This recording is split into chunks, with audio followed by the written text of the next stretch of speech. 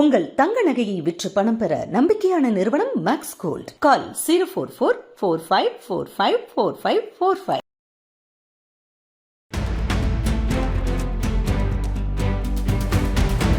திருமதி விஜயதாரணி கிட்டத்தட்ட 40 வருடம் அரசியலில் பயணம் செய்யும் பெண் ஆளுமை.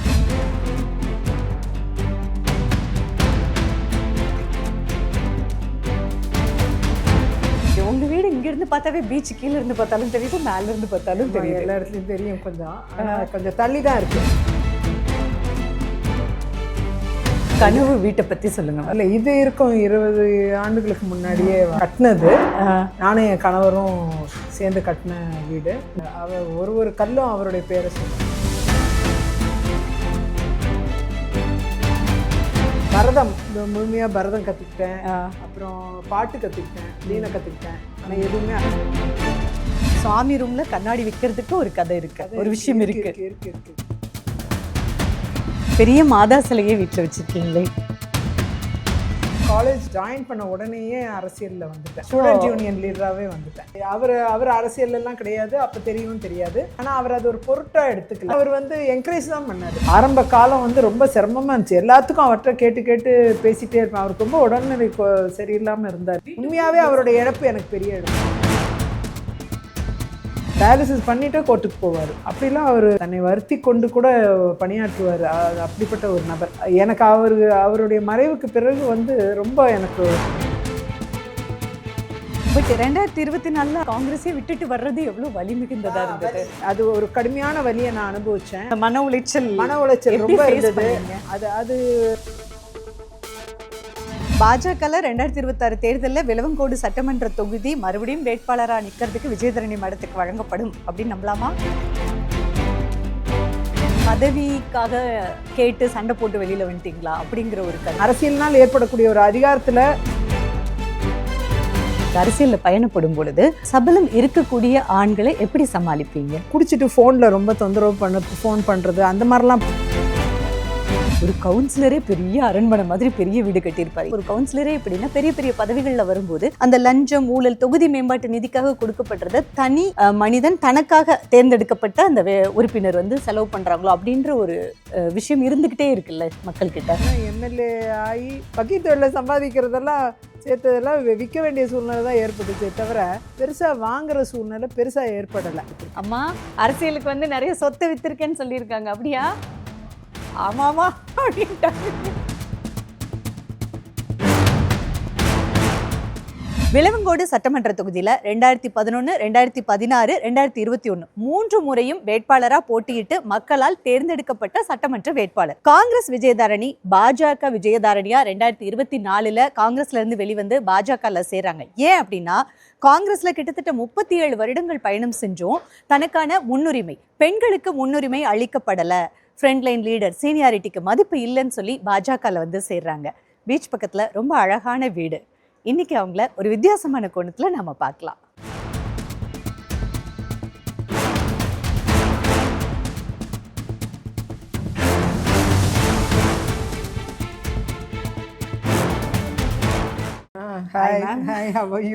நல்லா இருக்கேன். நல்லா இருக்கீங்களா? ஆமா, ரொம்ப அழகான வீடு பீச் பக்கத்துல.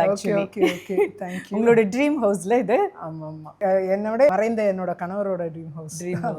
சொல்லணும். ஓ, எப்பயுமே கணவர் பத்தி பேசிட்டே இருப்பீங்க ஒரு இன்டர்வியூலயும். ஸோ இவங்க அம்மா. அம்மா வணக்கம். ஸோ அம்மா தான் அப்படியா? அம்மா என்ன doctor? Gynaecologist. Gynaecologist. Super. Blessed mother, blessed daughter அப்படின்ற மாதிரி. இப்போ உங்க பேத்தியும் டாக்டர் இல்ல? கண்ணாடி ஏன் வைக்கிறோம்னு உங்களுக்கு ரீசன் தெரியுமா? அதுதான், நம்ம முகத்தை நம்ம பார்ப்போம். கோவில்ல எல்லாம் வச்சிருப்பாங்க. ஆக்சுவலி கோவில்ல வச்சிருப்பாங்க. நம்மளை பார்க்கும்பொழுது நமக்குள்ள இருக்கிற இறைவன் நமக்குள்ள இருக்கிறாருன்னு காமிக்கிறதுக்கான கண்ணாடி தான் அது. அதுதான் அதோட மீனிங். ஓகே, சுவாமி ரூம்ல கண்ணாடி வைக்கிறதுக்கு ஒரு கதை இருக்கு, ஒரு விஷயம் இருக்கு.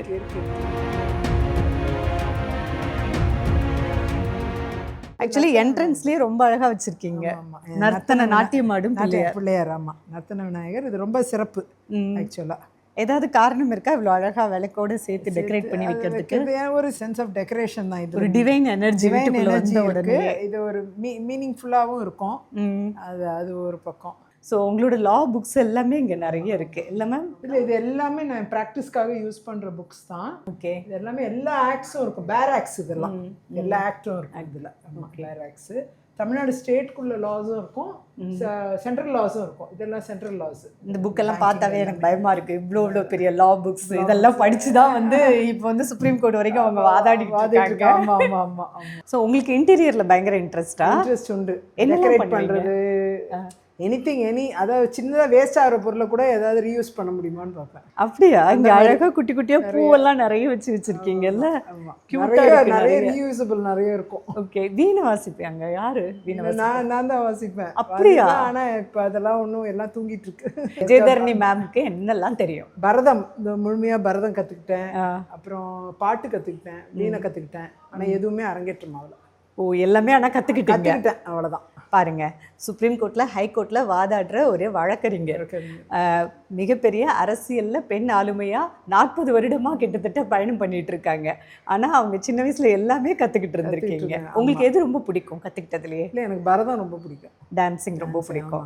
ஓகே. உங்கள் வீடு இங்கேருந்து பார்த்தாவே பீச் கீழே இருந்து பார்த்தாலும் தெரியுது, மேலே இருந்து பார்த்தாலும் தெரியுது, எல்லா இடத்துலையும் தெரியும். கனவு வீட்டை பற்றி சொல்லுங்க. அதான் இல்லை, இது இருக்கும் 20 ஆண்டுகளுக்கு முன்னாடியே கட்டினது.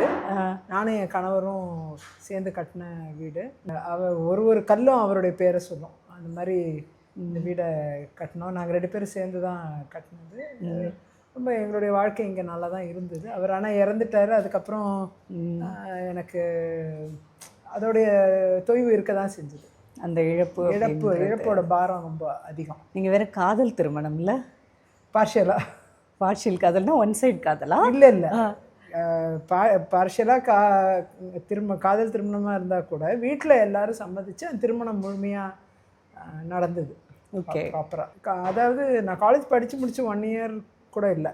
நான் இங்கே மெட்ராஸ் லா காலேஜ் தான் படித்தேன். அவர் ப்ராக்டிஸில் இருந்தார் அப்பயே. அப்போ வந்து பார்த்துட்டு அவர் வந்து கொஞ்ச நாளாக அவங்க ஒரு 6 months 8 monthsஆவே வந்து அவங்களும் அவர் கூட இருக்க நிறைய பெண் தோழிகள் நிறைய அவருக்கு உண்டு அவருடைய ஆஃபீஸில்.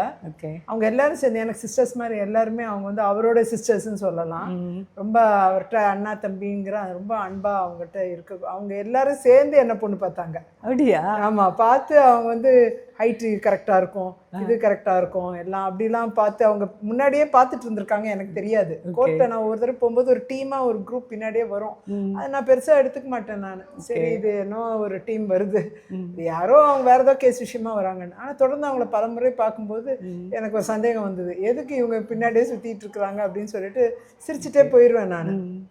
அவங்க அதுக்கப்புறமா இது மாதிரி பொண்ணு பார்த்துருக்குறாங்கன்னு அப்புறம் தான் தெரிஞ்சிருக்கு. அப்புறம் வந்து பேச ஆரம்பிச்சு அப்புறம் ஒருத்தர் புரிஞ்சுக்கிட்டு அதுக்கப்புறம் உடனே நான் வீட்டில் இன்ஃபார்ம் பண்ண உடனே வீட்டில் வந்து பொண்ணு பார்க்க சொல்லி அம்மா முறையாக கேட்க சொல்லி சொன்னாங்க. அப்புறம் வந்து முறையாக பொண்ணு கேட்டு அதுக்கப்புறம் நிச்சயதார்த்தம், கல்யாணம் எல்லாம் வேகமாக 3 மாதத்தில் எல்லாமே முடிஞ்சிருச்சு. அதுலேருந்து 1 வருஷம் முடியறதுக்குள்ளே என் பொண்ணும் பிறந்துட்டா. பெரியவா. பார்த்தீங்களா 1960 காதல் எப்படி இருந்திருக்கு? 60 இல்லை, நீங்கள் வேற 90 இல்லை, அப்போ பிறந்தவங்க மேரேஜ் ஆனது 92 93. இல்லை, ஒரு நேசம் இருந்தாலும் அது வீட்டில் போய் சொல்லி முறையாக புரிய வச்சு அந்த திருமணம் வந்து நடந்திருக்கு. 2 வீட்டார் சம்மதத்தோட மாப்பிள்ளை வீட்டில இருந்து முறையாக வந்து பொண்ணு கேட்டு அந்த மாதிரி ப்ராப்பராக எல்லாம் நடந்தது. நீங்கள் அரசியலுக்குள்ளே நுழைஞ்சது எந்த வருஷம்? அது வந்து 87. நான் வந்து காலேஜ் ஜாயின் பண்ண உடனேயே அரசியலில் வந்துட்டேன். ஸ்டூடெண்ட் யூனியன் லீடராகவே வந்துட்டேன். அப்போ இவரை தெரியாது, அவர் அரசியல் எல்லாம் கிடையாது. அப்போ தெரியாது. நான் படிச்செல்லாம் முடிச்சு ப்ராக்டிஸ்க்கு வந்த பிறகு தான் அவரை தெரியும். ஆக்சுவலாக நிறைய ஆண்கள் அந்த காலத்துலலாம் வந்து தனக்கு ஒரு பேர் மனைவியை தேடும்போது, காதலியை தேடும்போது அவங்க அரசியலில் இருக்காங்க அப்படின்னு தெரிஞ்சே உங்கள் கணவர் உங்களை நேசிச்சிருக்காரு அப்படின்னா பெண்கள் வந்து ஆளுமையாக இருக்கிறத விரும்பியிருப்பாங்க. இல்லை, அது நான் சொல்லி தெரியும், அரசியலில் இருக்கோம் அப்படிங்கிறது சொல்லி தெரியும். ஆனால் அவர் அது ஒரு பொருட்டாக எடுத்துக்கல. அதுதான் சொல்கிறேன், எடுத்துக்கல. அவர் வந்து என்கரேஜ் தான் பண்ணாரு. இன்னும் நல்ல ஸ்டூடெண்ட் லீடர், ரைட்ஸ்க்காக போராடுறவ அது இதுங்கிறத ஒரு மைனஸா நெகட்டிவா பார்க்கல, பாசிட்டிவா பார்த்தாரு. அது உண்மையாவே வந்து என்கரேஜ் பண்ணுவார். ஆமா நீ கரெக்ட், நீ சொல்றது கரெக்ட், உன் ஆங்கிள்லேருந்து கரெக்டு தான் அப்படின்னு ஒத்துக்குவார். பல நேரங்கள்ல என்னுடைய இந்த போராட்ட குணத்தை எப்பயுமே என்கரேஜ் பண்ணுவார். Okay you fight for it அப்படிம்பாரு. வேற லெவல். இந்த மாதிரி ஒரு சப்போர்ட்டிங் கணவர் வந்து எல்லாருக்கும் கிடைச்சிருக்காது இல்ல. பெண்கள்னா ஏன்னா அந்த காலகட்டங்கள் 90ஸ்லாம் கூட பெண்கள்னா திருமணமானா வீட்டில் இருக்கணும், சமைச்சு கொடுக்கணும் அப்படிங்கிற இடத்துல நீங்க ஒரு அட்வொகேட், பத்தாததுக்கு அரசியல்லையும் இருக்கீங்கும் போது அந்த சப்போர்ட் சிஸ்டம் வந்து அதுவும் கணவரிடம் இருந்து கிடைக்கிறதுங்கிறது it's a big level. Kennedy was my biggest support, அதில் சந்தேகமே கிடையாது. ஓகே, என்னோட மிகப்பெரிய என்னுடைய ஃபேன்ஸ்லேயே மிகப்பெரிய ஃபேன் அவர் தான். அப்படியா? ஆமாம். Kennedy was a different level altogether. அவர் வந்து எல்லாத்தையுமே ரைட் பெர்ஸ்பெக்டிவ்ல பார்ப்பாரு.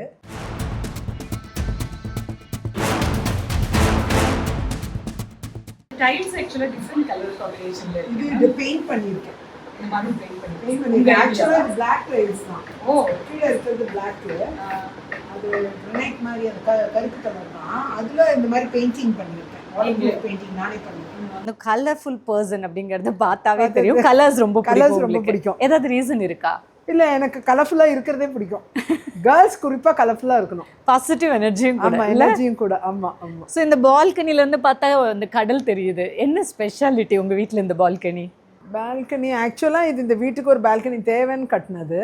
இங்கேருந்து இந்த வியூ ரொம்ப நாளைக்கு எங்கள் ஹஸ்பண்ட் வந்து இங்கே ஒரு சேர் போட்டு இதில் உட்காந்துருப்பாரு. நான் உட்காந்ததே கிடையாது. அப்படியா? இத்தனை வருஷத்துல 20 வருஷத்துல நான் உட்காந்ததே இல்லைங்க. சீரியஸ்லி? ஆமாம்மா, எனக்கு நேரமும் இருந்தது இல்லை, ஓடிட்டே இருப்பேன். அவர் இருந்த வரைக்கும் அந்த இருந்துச்சு. இப்போ 9 வருஷமா அதுக்கு ஆக்டிவிட்டியே இல்லை. இந்த இடம் பூட்டி தான் இருக்கு. ஐயோ, இப்படி ஒரு பால்கனி கிடைச்சா நான் இங்கே செட்டில் ஆயிடுவேன். வேலை இருக்கு, பட் இதுக்கும் டைம் ஒதுக்கணும். நீங்க கண்டிப்பா இங்க ரிலாக்ஸ் பண்ணியே ஆகணும். இங்க ரிலாக்ஸ், மக்கள் வேலைன்னு போயிட்டேன்னா ரிலாக்ஸ்லாம் இல்ல. இதை என்னால புரிஞ்சுக்க முடியுது. எப்படின்னா அவங்க விளவங்கோடு தொகுதியில 3 முறை தொடர்ந்து சட்டமன்ற உறுப்பினரா தேர்ந்தெடுக்கப்படுறதுன்றது சாதாரண விஷயம் இல்லை. 5 வருஷம் நீங்க ஏதோ அந்த தொகுதிக்கு பண்ணலைன்னா அடுத்த வருஷம் வந்து கனமா பண்ணியிருப்பாங்க. ஆனா 3 தடவை ஜெயிச்சிருக்கீங்கன்னா நீங்க அவங்களுக்கான சாலை வசதி, கல்வி, மருத்துவம்னு நிறைய விஷயங்கள் பண்ணியிருக்கணும். அண்ட் நானும் கேள்விப்பட்டேன், நீங்க மக்கள் பிரச்சனைகள் எல்லாமே கூட அவங்களுக்கு ஏதாவது குடும்ப பிரச்சனை, ஏதாவது சொத்து பிரச்சனைன்னா கூட போய் அதை சால்வ் பண்ணியிருக்கேன். ஏன்னா எனக்கு அந்த சட்ட நாலேஜ், ப்ராக்டிசிங் லாயர்னால என்னால் அதுக்கெல்லாம் தீர்வு காண முடிஞ்சுது. நிறைய பேருக்கு உதவி செய்ய முடிஞ்சுது. ஒருத்தர் தேவையில்லாமல் துன்புறுத்தப்படுறாங்கன்னா அதை தடுக்க முடிஞ்சுது. அது எல்லாமே இன்னுமே பண்ணிட்டு தான் இருக்கேன். Still I am doing it. அதுதான் மகிழ்ச்சியும் கூட, அதுதான் சந்தோஷமும் கூட. காங்கிரஸ்லேருந்து பாஜக வந்துட்டீங்க. பாஜகவில் 2026 தேர்தலில் விளவங்கோடு சட்டமன்ற தொகுதி மறுபடியும் வேட்பாளராக நிற்கிறதுக்கு விஜயதரணி மேடத்துக்கு வழங்கப்படும் அப்படின்னு நம்பலாமா? இருக்கலாம். கட்சி முடிவெடுத்தால் அது நம்ம அதுக்கு அனுசரித்து போகணும்னு நான் நினைக்கிறேன்.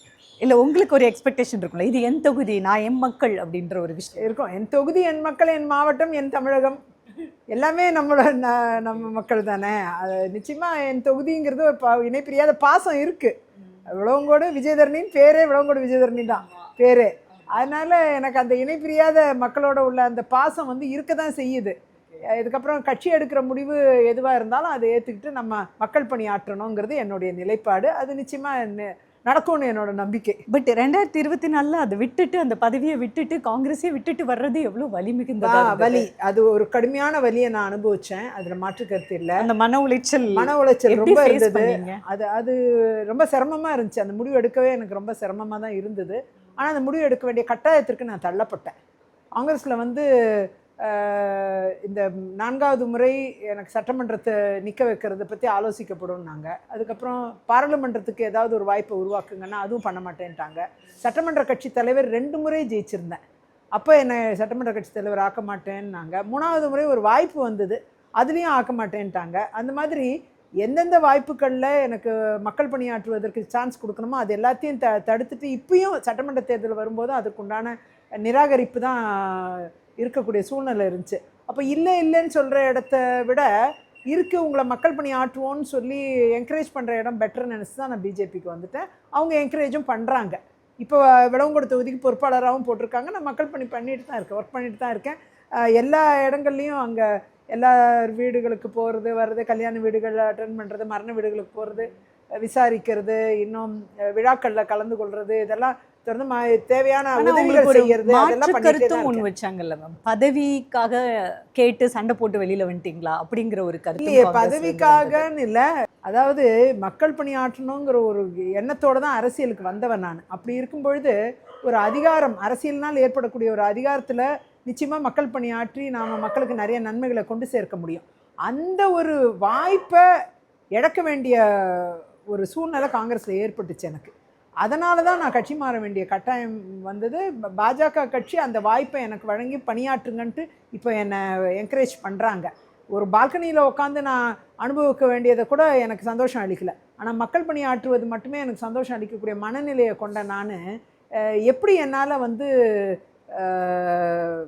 அரசியலில் வந்து முடங்கி வீட்டுக்குள்ளே உட்கார்ற லெவலில் கொண்டுறதுக்கு தள்ளப்படும் பொழுது நான் மாற்று சிந்தனைக்கு தான் போக வேண்டிய. நீங்க அதுல இருந்து விலகும் போது நீங்க சட்டமன்ற உறுப்பினர் இருக்கிறோம். ஆனா அந்த அதிகாரம் அப்படிங்கிறது இருக்கு. ஆனா அது டேர்ம் முடியறச்சா கண்டினியூ ஆகாதுங்கிற மாதிரி சொல்றாங்க இல்லையா. அப்போ நம்ம அடுத்த முடிவுக்குள்ள போய் ஆகணும் இல்லையா. அப்போ இன்னொரு கட்சியில அந்த பயணம்ங்கிறது நம்ம அதை பழக்கப்படுத்தி அதை சரி பண்ணி நான் இன்னொரு கட்சிக்கு மாறி இருக்கேங்கிறத மக்களுக்கும் தெரியப்படுத்துறதுக்கு டைமு எல்லாம் அவசியப்பட்டுச்சு. அந்த டைம் பீரியடை கரெக்டாக நான் வந்து மக்களுக்கு புரிய வைக்கணுங்கிறதுக்காகவே மாறி அந்த புரிய வச்சேன். 3 முறை ஒரு தொகுதியில் வெற்றி அடைகிறது மிகப்பெரிய விஷயம், ஹேட்ரிக் வெற்றி அப்படிங்கிறது. அப்போ கூட உங்களுக்கான அந்த தொந்தரவுகள் இடைஞ்சல்கள் இருக்க தான் இருந்தது நிறைய. அதாவது கட்சிக்குள்ளே இருக்கும்போதே கட்சிக்குள்ளே இருக்கும்போது எல்லா காங்கிரஸ் மக்களையும் நான் சொல்ல மாட்டேன். ஒரு சிலர் வந்து உருவபொம்மை எரிப்பாங்க, இந்த மாதிரிலாம் தொந்தரவு பண்ணுவாங்க. கட்சி உள்ளே இருக்கும்போது வெளியில் போனாலும் ஸ்வீட்டு வழங்கி கொண்டாடுவாங்க. நிறைய பேர் உண்மையாவே வருத்தப்பட்டவங்க இருந்தாங்க. நிறைய பேர் ரொம்ப உணர்வோட வருத்தப்பட்டவங்க தங்களோட வருத்தத்தை தெரிவிச்சாங்க. ஆனால் ஒரு சிலர் அந்த மாதிரி, அந்த ஒரு சிலருக்காக நான் போயிட்டேன்னு சொல்ல முடியாது. அதிகாரம் இல்லாமல் நம்ம மக்களுக்கு வந்து எதுவும் செய்ய முடியாது பாருங்க. அதனால் நான் வந்து சில முடிவுகளை எடுக்க வேண்டிய கட்டாயத்திலான நிச்சயமாக பாஜக கட்சி எனக்கு அந்த அதிகாரத்தையும் வழங்கி பொறுப்புகளையும் வழங்கி இன்னைக்கு என்னை மக்கள் பணியாற்றுவதற்கு என் தொகுதியிலே ஓட விட்டுருக்காங்க. அப்போ அதுவே எனக்கு ஒரு பெரிய மகிழ்ச்சி தானே. இனியும் வந்து அதுக்குண்டான வாய்ப்புகள் இன்னும் செம்மைப்படுங்கிறது என்னுடைய நம்பிக்கை. ஒரு பெண் வேலை நிமித்தமாக அரசியல் வழக்குகள் அப்படின்னு ஒரு வழக்கறிஞராகவும் பயணப்படும் போது நிறைய வெளி வேலைகளே நிறைய இருக்கும் இல்லையா. ஃபேமிலியும் பார்த்துட்டு அந்த பேலன்ஸ் பண்ணுறது அப்படிங்கிறது ஒரு பெரிய விஷயமா இருக்கும். அதை தாண்டி உங்கள் கணவர் வந்து உங்களை ஒரு பொசசிவ்னஸும் கூட இருந்தாலும் கூட அந்த ஒரு ட்ரஸ்ட் அப்படிங்கிற ஒரு விஷயம் இருக்குல்ல, அது எப்படி இருந்தது மேம்? அது வந்து அவருக்கு அளவு கடந்த நம்பிக்கை உண்டு. அதனால் அவர் வந்து என்னுடைய பிரயாணங்கள், என்னுடைய முடிவுகள் எதையுமே அவர் வந்து கொஸ்டின் பண்ண மாட்டார். அவர் வந்து எல்லாம் சரியாக இருக்கும் அப்படிங்கிறது. எனக்கே டவுட் வரும் சில நேரம். நான் சரியாக செய்கிறது சரியாங்கிறது எனக்கே டவுட் வரப்போ அவரை கேட்டுக்கிட்டே இருப்பேன். நீ என்ன கேட்குறத விட நீ உன்னையே நீ கேட்டுக்கிறது ரொம்ப நல்லது, நீ எடுக்கிறது சரிதான், இருந்தாலும் ஒன்ஸ் மோர் நீயே உன்னை உறுதி பண்ணிக்கோன்னு சொல்லிட்டு எனக்கு அட்வைஸ் பண்ணுவார். அப்படிப்பட்ட ஒரு ரொம்ப நல்ல மனநிலை கொண்டவர். உண்மையாகவே அவருடைய இழப்பு எனக்கு பெரிய இழப்பு தான். கஷ்டம்தான். 9 years இட் இஸ் நவ்.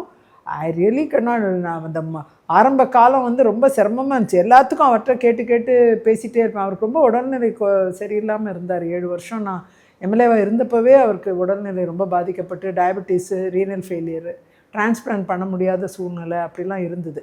அப்படிப்பட்ட ரொம்ப கண்ணீரான சூழ்நிலையில் தான் அவரையும் பார்த்துட்டு அவர் உடல்நிலையும் பார்த்துட்டு ட்ரீட்மெண்ட் கொடுத்துட்டு எம்எல்ஏ ஒர்க்கையும் பார்த்துக்கிட்டு பிள்ளைகளையும் பார்த்துட்டு அது மாதிரி நிறைய என்னோடய பயணம் அப்படி தான் இருந்தது.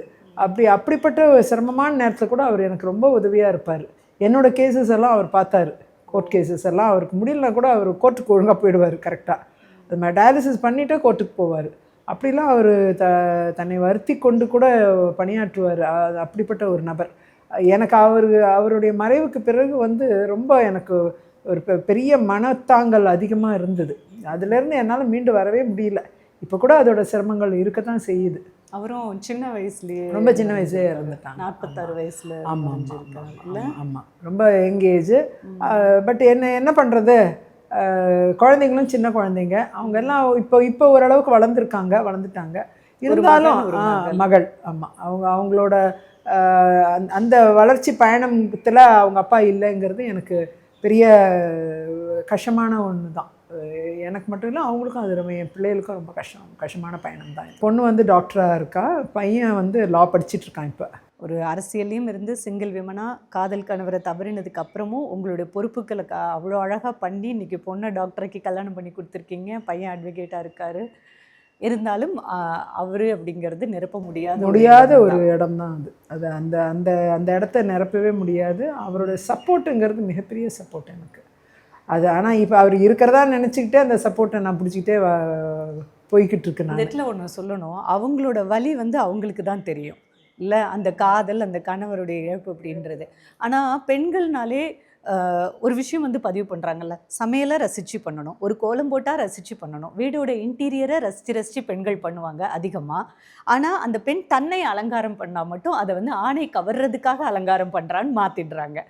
நான் பாசிட்டிவாக இருக்கணும், நான் ஃப்ரெஷ்ஷாக இருக்கணும், நான் நல்லா தெரியணும் அப்படின்ற அந்த ஒரு எண்ணம் வந்து புரிந்து கொள்ளப்படுறது கம்மியாக தானே இருக்குது. அந்த புரிதல் கம்மியாக இருக்குது. ஃபஸ்ட்டு நம்மளே நம்மளால் கண்ணாடியில் பார்க்கும்போது எனர்ஜியோடு பார்க்க முடியலன்னா, நம்மளை நம்பி வர்றவங்க, நம்மளை பார்க்குறவங்க மத்தியில் ஐயோ இவங்களால ஒன்றுமே செய்ய முடியாதுங்கிற அவநம்பிக்கை வந்துடும். அதனால் நாம் நம்மளை வந்து அப்கீப்பாக வச்சுக்கணும். நம்ம பிரைட்டாக இருந்தால் தான் நம்ம நம்பி வரக்கூடிய மக்கள் வந்து நம்மளால் தீர்வு அவங்களால் காண முடியுங்கிற நம்பிக்கையோடு அவங்க வருவாங்க. நான் பிறருக்கு நம்பிக்கை அளிக்கிறதுக்காகவது நாம் நம்மளை சந்தோஷமாகவும் வச்சுக்கணும், சிரிச்சுக்கிட்டு இருக்கணும், நம்ம கவலைகள்லாம் பெருசாக காமிச்சிக்கக்கூடாது. அந்த அளவில் நம்மளையும் நம்ம ஆரோக்கியமாகவும் பர்சனாலிட்டி இல்லை எந்த தொய்வும் இல்லாமல் நம்மளை அப்கீப்பாக வச்சுக்கிறதுல நம்ம திறமையாக இருக்கணும். ஒரு பக்கம் இருந்தாலும் அந்த வலியை அழிக்க முடியாது. ஆனால் நம்ம ஃப்ரெஷ்ஷாக காமிச்சிக்கிறது தப்பு கிடையாது. இது பெண்களை முதல்ல கிண்டல் பண்ணாமல் இருக்கணும்ல, ஷேம் பண்ணாமல் இருக்கணும் அப்படிங்கிறது. நீங்கள் மேக்கப் பண்ணுறது உங்கள் கணவருக்கு எவ்வளோ ரொம்ப பிடிக்கும்? இல்லை, அவருக்கு ரொம்ப பிடிக்கும். அவரே மேக்கப் ஐட்டம்ஸ் தான் வாங்கி கொடுப்பாரு. ஆமாம் ஆமாம் ஆமாம். அவரே வந்து நான் ஷாப்பிங் வரேன்னு சொல்லிட்டு வந்து வாங்கிலாம் கொடுப்பாரு. You should where your makeup, நீ உனக்கு பிடிச்சதை நீ செய்யணும், நீ இதெல்லாம் பண்ணாதான் இப்படி இருக்க, நல்லா இருக்க, இட் சூட்ஸ் யூ, இது உனக்கு நல்லா இருக்கு, அதெல்லாம் சொல்லுவார். இது 4 கல்லு மூக்குத்திலாம் அப்போ உள்ளது இல்லை? ஆமாம் ஆமாம். அதாவது இது வந்து எனக்கு ரொம்ப சின்ன வயசுலேயே போட்டது. ஒரு 12 வயசு இருக்கு, 15 வயசு இருக்கும்போதே போட்டது. மேலே இல்லை மேலே இருக்கிறது கீழே இருக்கிறது எங்கள் மாமியார் கொடுத்தது. ஓ, கீழே இந்த இது பேஸ்ன்னு சொல்லுவாங்க, அந்த பேஸ் வந்து எங்கள் மாமியார் கொடுத்தது. அதனால மாமியார் ஞாபகார்த்தமாக போட்டிருக்கேன். அப்படியா? மாமியார் கொடுத்த மூக்குத்தி. ஆமாம் ஆமாம், அவங்க ஞாபகம் இருக்கிறவங்க. அது அம்மா அம்மா அம்மா அம்மாவுக்கு 88 வயசு ஆச்சு. பட் இந்த 4 கல்லு மூக்குத்தி அப்படிங்கிறது உங்களுக்கு ரொம்ப பிடிக்கும். ஆமாம் ஆமாம் ஆமாம். இதை நீங்கள் மாற்றவே மாட்டீங்க? இல்லை, மாற்றலை. இது இருக்கும். ஒரு அதாவது ஃபஸ்ட்டு இந்த ஒரு கல் வந்து சின்ன ஒரு 10 வருஷம் போட்டுட்டு இருந்தேன். அதுக்கப்புறம் இப்போ கிட்டத்தட்ட ஒரு 25 இயர்ஸ் இந்த கீழே இருக்கிறதும் சேர்த்து போட்டுட்ருக்கேன். அது எங்கள் மாமியாருக்கு ப்ரெசென்ட்டாக கொடுத்தாங்க, அது போட்டிருக்கேன். ஓகே மேம், சரி. ஆக்சுவலாக அவங்களோடது, அது அவங்களோட மூக்குத்தி. ஆமாம் ஆமாம் ஆமாம். பெரிய மாதா சிலையே வீட்டில் வச்சுருக்கீங்களே? ஆமாம் ஆமாம். எனக்கு வந்து ரெக்டர்ஸ் வந்து பிளஸ் பண்ணி ப்ரேயர் பண்ணி கொடுத்தது வேளாங்கண்ணியில். எனக்கு ரொம்ப, நான் வேளாங்கண்ணி மாதா கோயிலுக்கு அங்கே போவேன். நான் அங்கே வழிபாடு நடத்துவேன். அங்கே வந்து எனக்கு இந்த சுரூபம் பெண் தெய்வங்கள் யாராக இருந்தாலும் எனக்கு ரொம்ப பிடிக்கும். அது பார்வதியாக இருந்தாலும் சரி, அங்காள பரமேஸ்வரியாக இருந்தாலும் சரி, வேளாங்கண்ணி மாதாவாக இருந்தாலும் சரி, எல்லா பெண் தெய்வங்கள் பவர்ஃபுல்லாக இருக்கிறது எனக்கு ரொம்ப பிடிக்கும். ஓகே, அதனால் அவங்களோட பவர் நமக்கு வேணும் அப்படின்னு சொல்லி எனக்கு அந்த ஒரு நம்பிக்கை. பார்க்க வேற அழகாக வேற இருக்காங்களா, ரொம்ப அழகாக, ரொம்ப டெக்கரேட்டிவாக, க்யூட்டாக, ரொம்ப அழகாக இருக்காங்களா, அதனாலே எனக்கு ரொம்ப அந்த சொரூபம் ரொம்ப பிடிக்கும். ஆமாம் ஆமாம். உங்கள் கணவரும் வந்து கென்னடி, அவங்க கிறிஸ்துவ மதத்தை சேர்ந்தவங்க, நீங்கள் வந்து ஹிந்து. ஒரு இன்டர்காஸ்ட் மேரேஜ் அப்போ ஈஸியாக இருந்ததா? இல்லை, இன்டர்காஸ்ட் மேரேஜ் நாங்கள் அதை பற்றிலாம் இன்டர்காஸ்ட் அதெல்லாம் நாங்கள் பார்க்கவே இல்லை. பரவாயில்ல, அதெல்லாம் பற்றி அவரும் கேர் பண்ணல, நாமளும் கேர் பண்ணல, ஃபேமிலிஸும் அதை பற்றி கேர் பண்ணல. நாங்கள் எங்களோட எஜுகேஷன் தான் முக்கியமாக பார்த்தோம். அவரும் நல்லா வெல் எஜுகேட்டடு, நானும் எஜுகேட்டட், ஹைலி மெச்சூர்டு.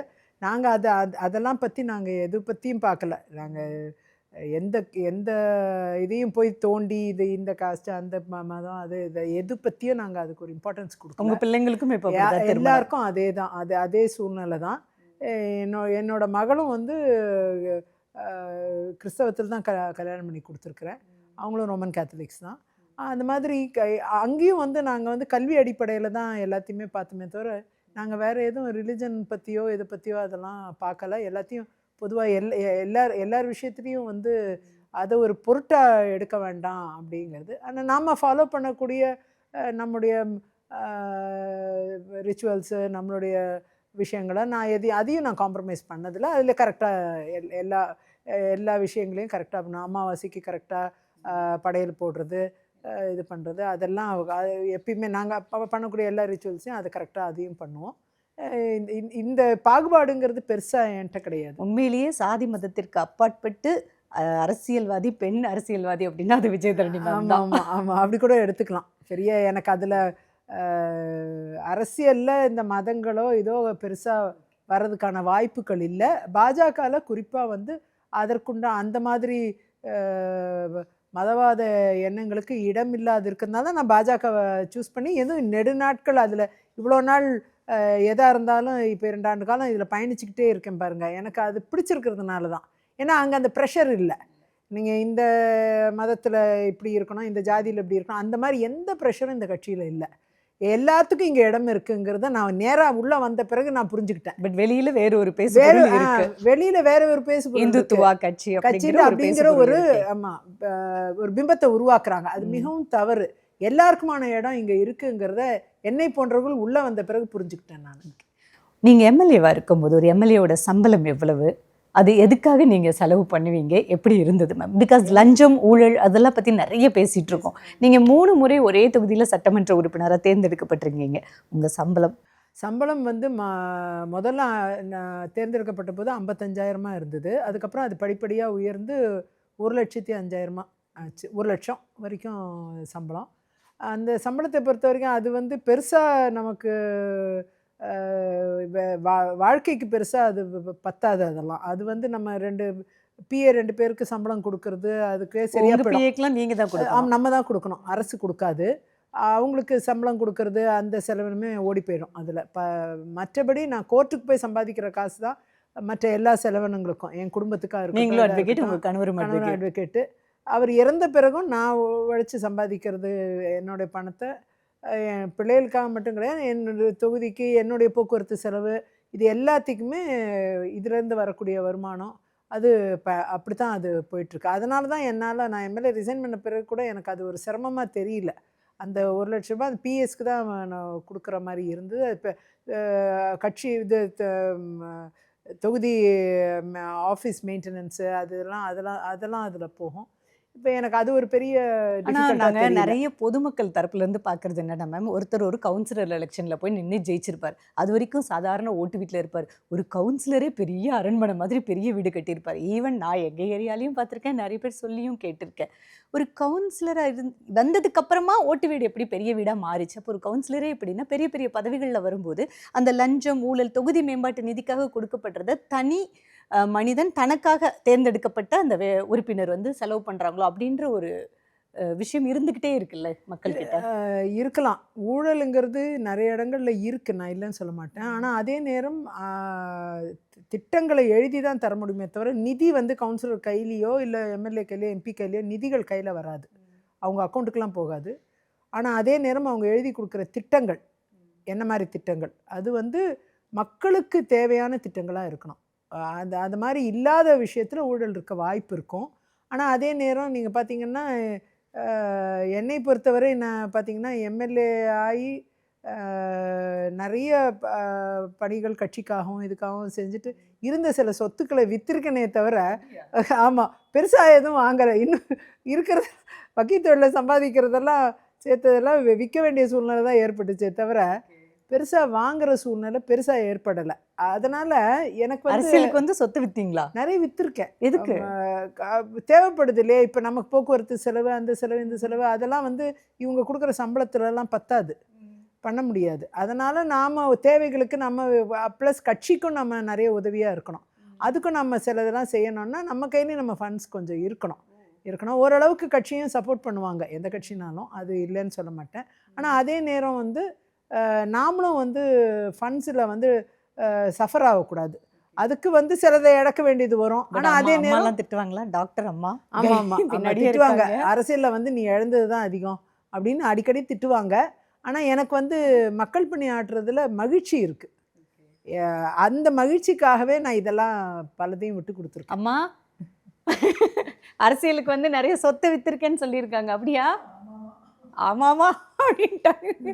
சுனாமிலாம் வரும்போது இந்த வீடு எப்படி தப்பிச்சது மேம்? இல்லை அந்த டைமில் கட்டிகிட்டு இருக்கோம்னு நினைக்கிறேன் அப்போ. ஆனால் தண்ணி இது வரைக்கும்லாம் வரல. இங்கேருந்து ஒரு 1/4 கிலோமீட்டர் மேலே இருக்குது கடல். பட் 1 கிலோமீட்டர் தாண்டி வந்தது சுனாமி. இல்ல வரல, இந்த ஏரியால வரல. நீங்க இருக்கீங்கன்னு அப்ப கடல் கூட பயந்துருச்சு போலியே. அப்படிலாம் இல்லை. நீங்க வேற இயற்கையை யாரா சேலஞ்ச் பண்ண முடியுமா? முடியாது. இயற்கை வந்து பட் கடவுளுக்கு நிகரானது. பக்கத்துல தான் இருக்கு மேம், பட் வரல இந்த ஏரியால. இந்த ஏரியாவில் வரல, வந்து அங்கே ஓரத்தில் இருக்கிற சில இந்த செவரில் வந்து அப்படியே அடித்து அப்படியே போயிடுச்சு. பெருசாக ஒன்றும் இங்கே இது வரல, இம்பேக்ட் ஒன்றும் பெருசாக இல்லை. அப்போ இங்கே நம்ம வேலையெல்லாம் நடந்துட்டு இருந்ததுன்னு நினைக்கிறேன். ஒரு பெண் அரசியல்வாதியா அரசியல் உலகத்துக்குள்ளே போகும்போது, அங்கே அரசியலில் பயணப்படும் பொழுது சபலம் இருக்கக்கூடிய ஆண்களை எப்படி சமாளிப்பீங்க? அந்த ஆண்களோட பிஹேவியரில் நமக்கு தெரியும், ஒரு மாதிரி பிஹேவ் பண்ணப்போ உங்களுக்கும் தெரியும் எப்படி பிஹேவ் பண்ணுவாங்கன்னு. அப்போ கொஞ்சம் அவாய்ட் பண்ணிட்டு போயிடுறது, ஃப்ரீக்வெண்ட்டாக ஃபோனில் வர ட்ரை பண்ணால் பிளாக் பண்ணி விட்டுறது, அப்படியே அவாய்ட் பண்ணிட்டு போயிடுறது. அப்படி தானே தவிர மற்றபடி நேராக நின்று சண்டை போடுற லெவலில் அந்த தொந்தரவெல்லாம் இருந்ததுன்னா நேராக நின்று கேட்டுட்டு கூட போயிடுறது. But maximum we try to avoid that situation. Okay, கண்டுக்காமல் போகிறது. ஆமாம், கண்டுக்காமல் அவாய்ட் பண்ணிடுறது, அந்த பர்சனை அவாய்ட் பண்ணிட்டு போயிடுறது. அவங்க புரிஞ்சுக்கணும், அதுக்கப்புறம் அவங்க புரிஞ்சுக்கணும். புரியாதவங்களுக்கு சொல்லி கூட சில நேரம் புரிய வச்சிருவேன். அப்படியா? ஆமாம், சொல்லி கூட நேராக சொல்லிடுவேன். ஆமாம், சொல்லிடுவேன். நேராக கூட சில நேரம் அந்த மாதிரி ஏதாவது டயலாக்ஸ் ஏதாவது சொல்லி கொடுங்களேன், பெண்களுக்கு கொஞ்சம் ஹெல்ப்ஃபுல்லாக. இல்லை, முதல்ல நான் என் குடும்பத்தை பற்றி சொல்லுவேன். சொன்ன உடனே குடும்பத்தை பற்றி சொல்லுவேன், என் பிள்ளைகளை பற்றி சொல்லுவேன், என் கணவரை பற்றி சொல்லுவேன். எல்லாரை பற்றி சொன்னோன்னா அவனே ஆஃப் ஆயிடுவான், போயிடுவான். என்னன்னா வேலை செய்ய வரும்போதே அதுவும் நம்ம இந்த மேக்கப்லாம் போட்டு லிப்ஸ்டிக்லாம் போட்டோன்னே இவங்க வந்து எப்படினாலும் வரலாமோ வந்துருவாங்களோன்ற ஒரு எண்ணம் இருக்கிறதே தப்பு. ஆனா அந்த மாதிரி நினைச்சு பிஹேவ் பண்ணும்போது என் கணவர், என் குழந்தைகள், என் பிள்ளைகள், என் குடும்பம் அப்படின்னு கதற வேண்டியதா இருக்கு. ஆமா, எல்லாம் கதற வேண்டியதா இருக்கு. எல்லாம் சொல்லி இல்ல நீ போ, உனக்கு வேஸ்ட், உன்னோட அட்டெம்ப்ட் எல்லாம் ராங்கு அப்படின்னு சொல்லி புரிய வச்சு அமுச்சு வச்சிடுறது. அப்படிதான் பண்ண முடியுது, வேற என்ன செய்ய முடியுது? எப்படி கேட்பேன் அடி அப்படின்னு பண்ண முடியாது. பிகாஸ் அது வந்து அவங்களோட அட்டெம்ப்ட் வந்து அக்ரெசிவாக இருந்தால் நம்மளும் அக்ரெசிவாக இருக்கலாம்.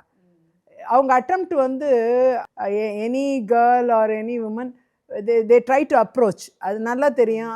அந்த அப்ரோச் வந்து நம்ம அப்ரோச்சுக்கு இடம் இல்லாமல் நம்ம நடந்துக்கிட்டோம்னா ஆட்டோமேட்டிக்காக அவங்க அப்ரோச்சை சேஞ்ச் பண்ணிக்க போகிறாங்க. இதெல்லாம் உளவியல் தானே, ஒரு ஆணோ பெண்ணோ அது வந்து அவங்களுக்கு உண்டான உளவியல் தானே இதெல்லாம். இதை வந்து ஒரு நோயாக நம்ம பார்க்க முடியாது, இல்லை ஒரு விரோதமாகவும் பார்க்க முடியாது.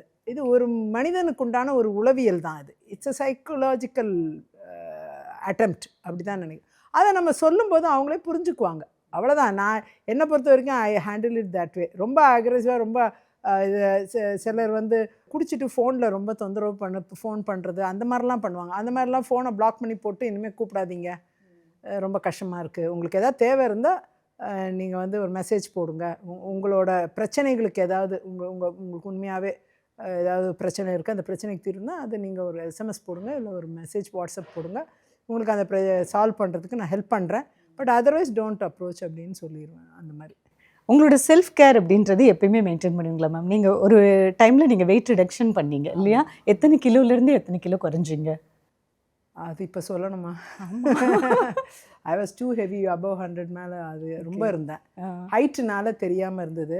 மோசமாக இருக்கேன்னு யாரும் சொல்லவே மாட்டாங்க, விமர்சனமும் பண்ண மாட்டாங்க. கம்பீரமாக இருக்கேன்பாங்க அதுக்கு பதிலாக, அப்படிலாம் சொல்லிட்டு இருந்தாங்க. அப்புறம் நான் பார்த்தேன் அட் அ ஸ்டேஜ் இது வந்து நம்மளுக்கு ஹெல்த் இஷ்யூஸ் வந்துடும், வேற மாதிரி போயிடும். ஹஸ்பண்டும் ஒன்றும் சொன்னதே கிடையாது. இல்லை, அவரும் வந்து பெருசாக இதை வந்து வெயிட் லாஸ் பண்ணணும்னு சொல்கிறப்ப ஜிம்முக்கு போ, இது போ அப்படிலாம் சொல்லுவாரே தவிர ஸ்ட்ராங் வெயிட் லாஸுக்கு பயப்படுவார்.